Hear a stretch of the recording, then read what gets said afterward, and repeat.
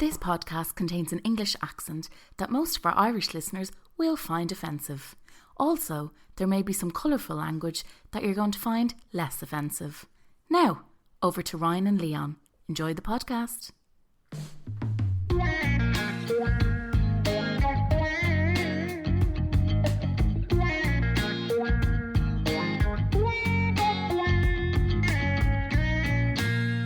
We are live, baby.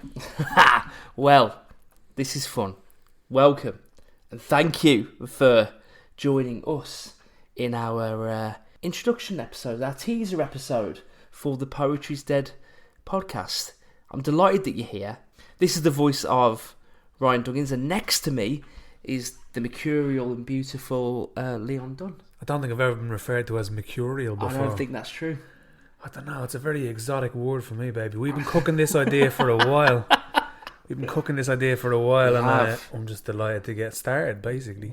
It's gone through the fryer, the air fryer, the oven, the toaster, but we're here. The slow cooker, more like the slow cooker. We've had this on a soft boil for about 4 months now. We've been cooking this. We have, and we are pumped, as you can hear. What is it? Why are you here? Why are we here? Well, Poetry Step Podcast, it's going to be a place where you can come and join us for a little half an hour journey around poetry. Poems that we love from people that you've heard of. Poems from people that you may not have heard of that we like. Moments of poetry in everyday life. So things that you see in the street, whatever it is, we'll talk about it and bring the poetic beauty from those moments. So there's things to do here. And there's a lot to cover. There's much work to be done. There is indeed. A good place to start would be to look at, why this? Why poems? Why poetry? I know for a fact that when I was first forced down war poems at school, I couldn't stand the fucking thing.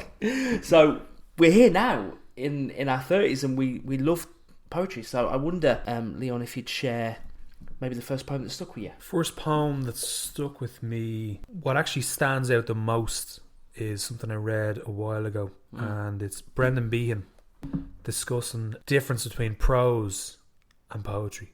So Brendan Behan, famous Irish writer, obviously. Loved the pint. Got invited. He loved a few sips. Loved the pint. He got invited over to Oxford to discuss the differences between poetry and prose. So allegedly it goes that his partner who was debating it with him spoke for 2 hours, and afterwards Behan got up and delivered a very short but very, very sweet explanation. And he said, there was a gentleman called Rollocks who worked for Ferrier and Pollux.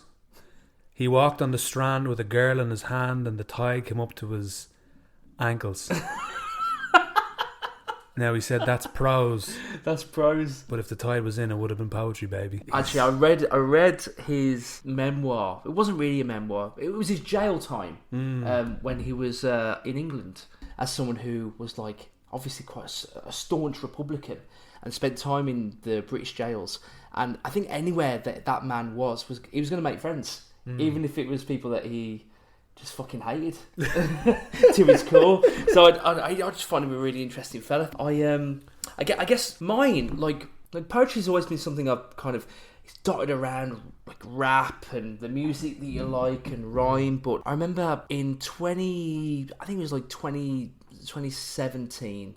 Do you remember the Manchester bombings? I do. Yeah, and the Ariana Grande concert. Yeah, mad. So around that time, there's a poet called Tony Walsh. Right. And he wrote a poem to commemorate the lives of the 22 people that have been killed in the bombings. And the poem was called This Is the Place. And he performed it in the town centre, the town square of Manchester. And it was a love letter to Manchester. Wow. About all the art, the people. Thousands of people were staring at him in the middle of a town square. Wow. And they were hanging on to his every word. I've actually never seen someone who wasn't let's say a political leader or someone who was just speaking without music get that amount of you watch the video. If you've not seen this, by the way, go on YouTube, Tony Walsh, This Is the Place. The way that he was holding everyone in his hands and the emotion that people were like displaying in the town centre, because it was just like a momentous thing to hear as a celebration of the city. I was like, I didn't know ever that poetry could have that impact. Be so powerful. No, and it is. So like since then, I had the bug, and I became someone who like just loved seeking out poets and poetry. I think there's you're right, but it is powerful. It's definitely powerful, and it's funny when people find out that you're a poet. Well, you always come in handy whenever there's a funeral, whenever there's a wedding, whenever there's a celebration. And like you wouldn't write a few words there for it, you know. And but it's great because poetry can be good used in times of celebration, and it can also be used in times of heartbreak. Yeah, and it can heal, and it can bring joy, and it can bring so many things. Because like a lot of poets that we'd know, and I think, and including myself, like it starts in that world where you're writing poems for your dad for his birthday, or like when you're writing a card and you could just write the run of the mill, but you're like, you know what, let's make a bit of effort to make this person feel a different way by being a bit more creative. So like but I think it always starts like that, like gestures, like writing things for like your mum, your dad, your mate. So I remember when I was like at the start of writing poetry, whenever we had like a jolly, me and my mates, they'd always go, right, have you got the poem? And I was like, you know what, lads, I've got the poem. So like that's how it kind of started for me, the writing side. Jolly like, boys out, and that's what you're talking about. It was literally that's what it was. Like the writing stuff came by just wanting to be like funny, but also like wanting my friends to go like, right, here's a poem to commemorate the weekend in Galway, or like the night out in Carlingford. And that's like how it started with me to kind of, in a very small way, kind of what Tony Walsh was getting from Manchester, anybody could get by writing something for anybody. You know what I mean? Yeah, I think you're right, and it can be like, I think when you're saying commemorating certain things in your life, but it's like kind of imagine a photograph with words, that you're taking a snapshot of a moment in time and you're using your words to build a picture, and whoever is reading or listening to that poem, you're building that picture in their minds rather than with their eyes. And it kind of resonates with people because any good poem, any good story, it sucks you in, and it's visceral. You feel like you're there. When you look at a photograph, it's a two-dimensional space, it's a two-dimensional object, and you can see the sights and all that. But when you listen to something, when you read something that with words, it just kind of creates almost a better picture than an actual picture does. And I think you can feel that through the poetry that really, really hits you when you know that the writer is writing it to figure something out. Yeah. You know what I mean? Whether it's like figuring something out that they're not sure about, or they're trying to poke out of like, I wonder why I feel this certain way, or even wanting to commemorate events, they're writing it through the memory, through the kind of visceral feeling of being where they used to be. And I think the good poems that you kind of remember, you always feel like that writer is in it, and didn't know where the poem was going to end. So that story you kind of with them throughout, because they're writing it as not therapy but a way of feeling out the reason they were writing the poem in the first place. Does that make sense? I think 100%, and I think every creative is, people always ask me, they're like, where do you get your ideas for your poems? And I think a lot of creatives, you don't have to be obviously a writer or any sort of thing, but you can be like a painter, you can, whatever it is creating. You could be into garden, cooking, whatever it is, and people go, where do you get the idea for that? And it's like, I think a creative brain is born almost like a radio or a television mast on your head that nobody else can see.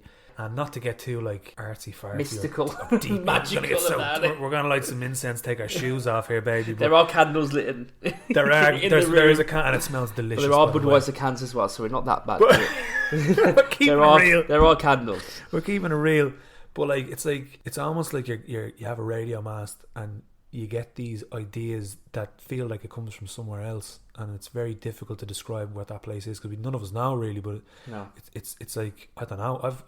I've been woken up in the middle of the night sometimes. Same. And you're like, that's me. Cold sweat stuff where you wake up and you have a dream, or you kind of go, "Oh, I need to write about that thing." Yeah, it's like it's a bit of magic, really. Yeah, it is. It's not. You can't even talk. Like, no one knows where it comes from. It's just you're inspired by your subconscious as well. So yeah, the Greek said it was the muses. I think the muses is like, well, it's like these deities, these kind of non-physical kind of beings or whatever it is that would hand down these ideas to the artists. I think obviously it's not going to be that simple, but I don't know where it is, that it comes from. But it's very difficult to explain, But Yeah. I think every creative kind of has that, and when you kind of get this when you're not using your radio mast, that's like you kind of get this frustration almost that you kind of need to be used. It's like the universe is like, what are you doing? You have this Ferrari and you're not driving, and what's the story? You need to kind of get it going, baby. Well, that's where we are, really. So what we're going to be doing, so this was just an introduction to who we were. The next thing we're going to do a series of episodes where we'll be just sharing some of our favourite pieces of work, sharing things that we've read recently. And you're more than welcome to join us. Like, we'd love to have you. Get involved. Get involved as well. So, like, if you are a writer or would love to be one and you've never shared a poem before, we'd love to hear from you. If you're someone who has read something recently that you changed your perspective on something or changed your life in some way, because, poems do that all the time as well. And we would love to hear from you. So, you can find us on Instagram. It's The Poetry's Dead podcast. DM us. We're always sending we were signaling out things that we want to hear and requests of. Listen, feel free to get in touch. We'll share pretty much anything that carry our pigeon and fax as well if you want. We're going to keep it old school for the older kind of listeners, All right, listen, we'll see you next time. Ciao.